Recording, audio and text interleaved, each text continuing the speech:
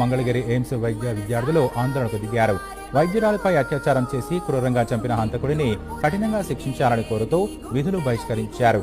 బాధితురాలి కుటుంబానికి న్యాయం చేయాలని నినాదాలు చేశారు. డ్యూటీలో ఉండగానే తను ఎక్కడైతే రెస్ట్ తీసుకోవడానికి వెళ్ళారో అక్కడ దారుణంగా హత్య చేయబడ్డారు. దానికి ముందు గ్యాంగ్ రేప్ కూడా జరిగినట్టు సూచనలు ఉన్నాయి. పోస్ట్ మార్టం రిపోర్ట్ ద్వారా ఏదైతే ఇంజరీస్ అవన్నీ జరిగాయో దాన్ని బట్టి కూడా. సో ఇన్సిడెంట్ జరిగిన దగ్గర నుంచి కూడా అందరు డాక్టర్స్, అందరూ ఉమెన్ అందరూ కూడా దేశవ్యాప్తంగా కూడా చాలా దిగ్భ్రాంతిలో ఉన్నారు. సో ఆవేదన ఆందోళన వ్యక్తం చేయడం కోసమే ఈ ప్రొటెస్ట్ అనేది స్టార్ట్ చేస్తామండి. హైదరాబాద్ లో ఒక అమ్మాయికి ఇలాగే టోల్ గేట్ దగ్గర జరిగింది. అక్కడ అన్ టైమ్ లో బయట ఉంది, అది ఇది అని చెప్పారు, ఒంటరిగా ఉంది అని చెప్పారు. ఈ రోజు ఒక డాక్టర్, డ్యూటీలో ఉన్న డాక్టర్, అది కూడా హాస్పిటల్ లోపల తన సెమినార్ రూమ్ లో ఇలా జరిగింది. దీనికి మాకు రిప్లై కావాలి, ఆన్సర్ కావాలి, జస్టిస్ కావాలి. మాకు అసలు అర్థం కావట్లేదు. స్టూడెంట్